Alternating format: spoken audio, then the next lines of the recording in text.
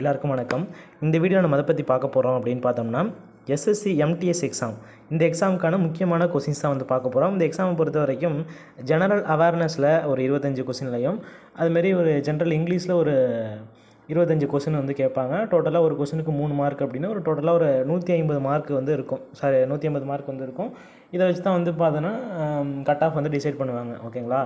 அதில் இந்த ஜெனரல் அவேர்னஸில் ஒரு 25 கொஸ்டின் கேட்பாங்கன்னு சொன்னேன் இல்லையா?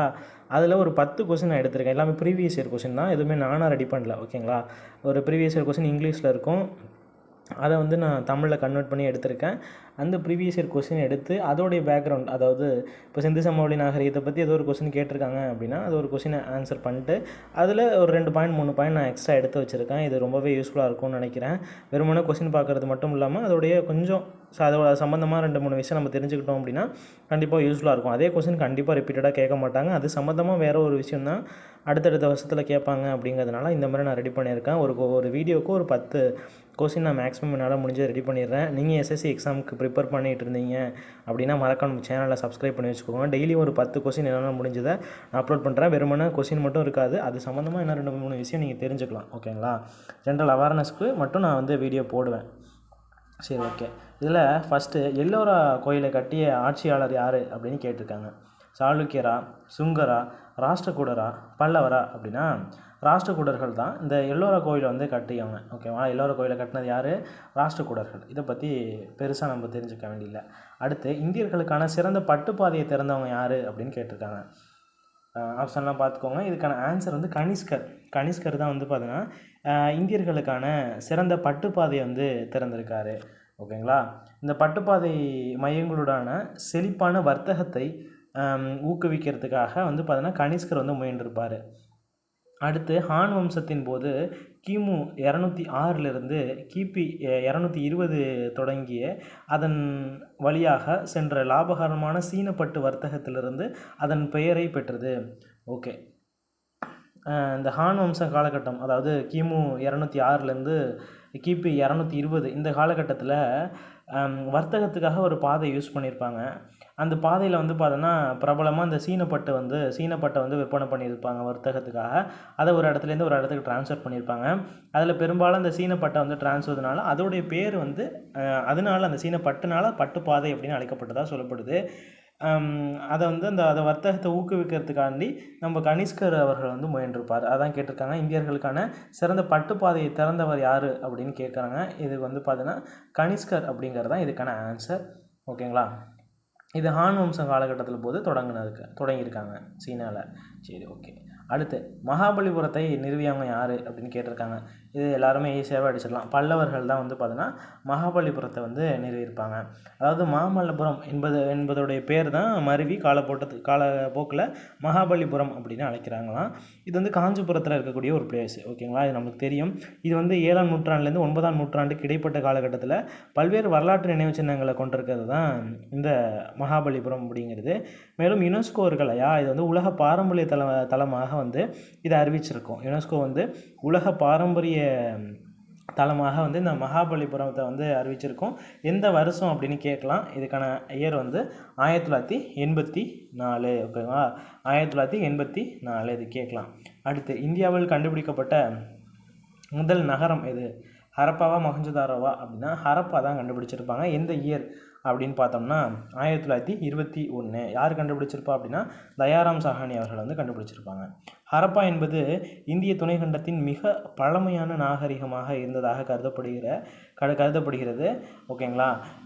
இத்தொல்லியல் தலம் இன்றைய பாகிஸ்தானில் இருக்கக்கூடிய வடகிழக்கு பகுதியில் பாகிஸ்தானில் பஞ்சாப் அப்படிங்கிற ஒரு பகுதி இருக்குது. பஞ்சாப் பகுதியில் சஹிபால் நகரத்திற்கு மேற்கே ஒரு 24 கிலோமீட்டர் தொலைவில் அமைந்திருக்கான். ஓகேங்களா? ஜஸ்ட்டு பார்த்துக்கோங்க. இது வந்து எந்த நதிக்கரையில் இருக்குதுன்னு கேட்கலாம். ராவி நதிக்கரை. ராவி நதிக்கரைக்கு அருகில் அமைந்திருக்கக்கூடிய ஒரு நவீன கிராமத்துடைய பேர் தான் ஹரப்பா. அந்த பேர் தான் அதுக்கு வந்து வச்சுருக்காங்க. இது எந்த காலகட்டத்தை சேர்ந்தது அப்படின்னு கேட்பாங்க. வெண்கல காலகட்டத்தை சேர்ந்தது. அடுத்து இன்னொன்று கேட்பாங்க. ஹரப்பா இது வந்து ரிப்பீட்டடாக கேட்குறது டிஎன்பிசிலாம் கேட்பாங்க. ஹரப்பா மக்களுக்கு வந்து என்ன தெரியாது, அதாவது அவங்களுக்கு இரும்பை பற்றி அவங்களுக்கு தெரியாது, குதிரையை பற்றி அவங்களுக்கு வந்து தெரியாது. இது ரிப்பீட்டடாக கேட்கக்கூடியது. ஓகேங்களா? அவ்வளோதான். அடுத்து இந்திய நெப்போலியன் என்று அழைக்கப்படக்கூடியவர் யார்? இதுக்கான ஆன்சர் என்ன அப்படின்னு பார்த்தோன்னா ஆப்ஷன் 2, அதாவது சமுத்திரகுப்தரை தான் இந்திய நெப்போலியன் அப்படின்னு சொல்லுவாங்க. அது சொன்னது யார் அப்படின்னு பார்த்தோன்னா ஸ்மித்து, ஏடி ஸ்மித்துன்னு நினைக்கிறேன். ஸ்மித்து தான் வந்து சொல்லியிருப்பார். ஓகேங்களா, இன்சியல்லாம் வேண்டாம், ஸ்மித் வந்து சொல்லியிருக்காரு. நெக்ஸ்ட்டு வந்து பார்த்தோன்னா நாணய அமைப்பு முறையை அறிமுகப்படுத்தினது யார், எந்த குப்தர் அப்படின்னு கேட்பாங்க. அது வந்து நம்ம சமுத்திரகுப்தர் தான். அடுத்து அலகாபாத் தூண் கல்வெட்டு யாருக்கு அப்படின்னா சமுத்திரகுப்தர் காலகட்டத்தை சேர்ந்தது. இவருடைய அவைக்கள புலவரில் ஹரிசேனர்னு ஒருத்தர் இருப்பார். அவர் தான் இந்த அலகாபாத் தூண் கல்வெட்டில் அதாவது மெய்கீர்த்தி பிரசஸ்தின்னு சொல்லுவாங்க, அந்த விஷயத்தெல்லாம் அதில் பொறிச்சிருப்பாப்புல. அடுத்து வந்து பார்த்தோன்னா அஸ்வமேத யாகம் அப்படின்னு சொல்லக்கூடிய, அது வேள்வி சடங்குன்னு சொல்லுவாங்க, அதை அறிமுகப்படுத்திய குப்தர் யார், அதை பயன்படுத்திய குப்தர் யார் அப்படின்னா இந்த சமுத்திரகுப்தர் தான். ஈரான் தூண் கல்வெட்டு, நாலந்தா செப்பு பட்டயம், ஏற்கனவே ஒன்று பார்த்தோம் அலகாபாத் தூண் கல்வெட்டு, இதெல்லாம் வந்து யார் காலகட்டத்தை சேர்ந்தது அப்படின்னா சமுத்திரகுப்தர் காலகட்டத்தை சேர்ந்தது. அடுத்து அசோகர் தூணில், அசோகருடைய தூண் இருக்கு இல்லையா, அவருடைய தூணில் இவர் மௌரியர் வம்சத்தை சேர்ந்தவர் அப்படின்னு யாரை சொல்லியிருக்காங்க அப்படின்னா சமுத்திரகுப்தரை சொல்லியிருப்பாங்க.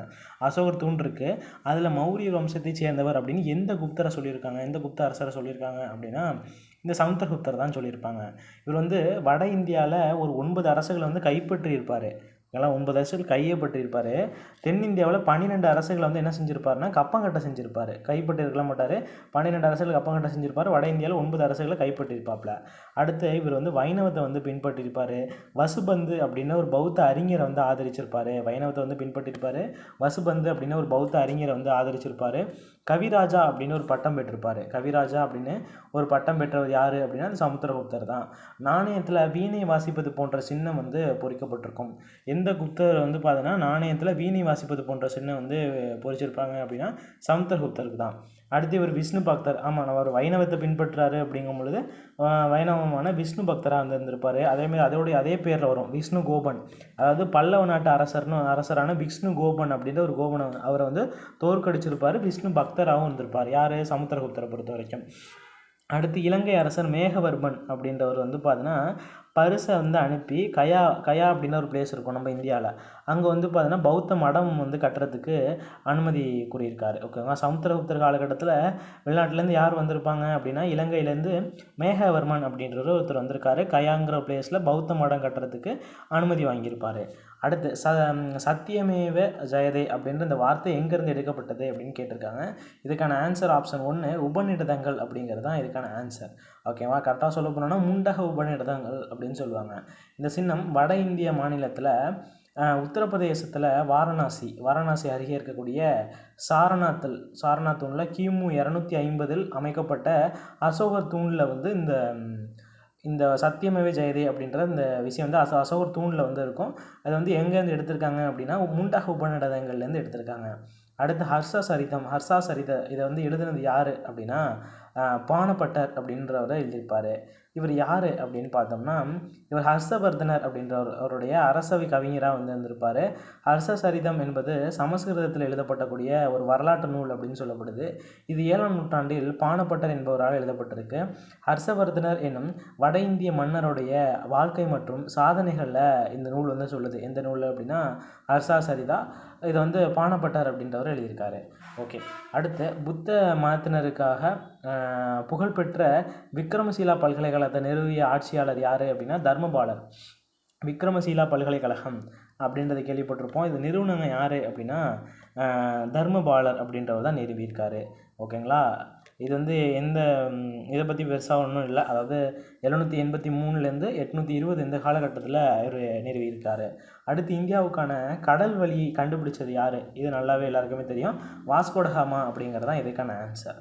ஓகே, குப்தர்களின் அதிகாரப்பூர்வ நீதிமன்ற மொழி எது அப்படின்னு பார்த்தோம்னா சமஸ்கிருத மொழி தான் அவங்களுடைய அஃபீஷியல் லாங்குவேஜாக வந்து இருக்கும். சான்ஸ்கிரிட் தான் வந்து பார்த்தோன்னா அவங்களுடைய அஃபீஷியல் லாங்குவேஜாக வந்து இருக்கும். ஓகேங்களா, முடிஞ்சளவு எதுக்கெலாம் பேக்காக நம்ம இன்னும் நிறைய விஷயம் தெரிஞ்சுக்கணுமோ அதுக்கு மட்டும் நான் அட்டாச் பண்ணியிருக்கேன். ஃபார் எக்ஸாம்பிள் சமுத்திரகுப்தராக இருக்கட்டும், ஹரப்பா நாகரிகமாக இருக்கட்டும், இந்த மாதிரியான விஷயங்கள்லாம் நான் கொஞ்சம் அட்டாச் பண்ணியிருக்கேன். போக போக வந்து எல்லா கொஸ்டினுக்கும் எவ்வளோ நல்லா தேடி பாயிண்ட்ஸ் கலெக்ட் பண்ண முடியுமோ கலெக்ட் பண்ணி நான் வீடியோஸ் அப்லோட் பண்ணுறேன். அதுக்கு முன்னாடி நீங்கள் எஸ்எஸ்சி எக்ஸாமுக்கு படிச்சுக்கிட்டு இருந்தீங்க அப்படின்னா மறக்காமல் ஒரு லைக் பண்ணிட்டு கொஞ்சம் சப்போர்ட் பண்ணுங்கள். கண்டிப்பாக எஸ்எஸ்சி பற்றி நான் வீடியோலாம் போட்டேன் அப்படின்னா 2 வீடியோ போட்டிருக்கேன், பெருசாக ரீச் ஆகாது, அதோட பாதியிலே விட்டுட்டு போயிடுவேன். ஆனால் இந்த டைம் விடக்கூடாதுன்னு இருக்கேன்.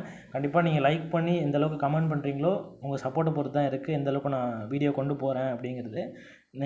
நீங்கள் லைக் பண்ணி சப்போர்ட் பண்ணலைனாலும் பிரச்சனை இல்லை, நான் கண்டிப்பாக இது ஒரு சீரியஸாக எவ்வளோ வீடியோஸ் போட முடியுமோ அவ்வளோ வீடியோஸ் நான் அப்லோட் பண்ணுறேன்.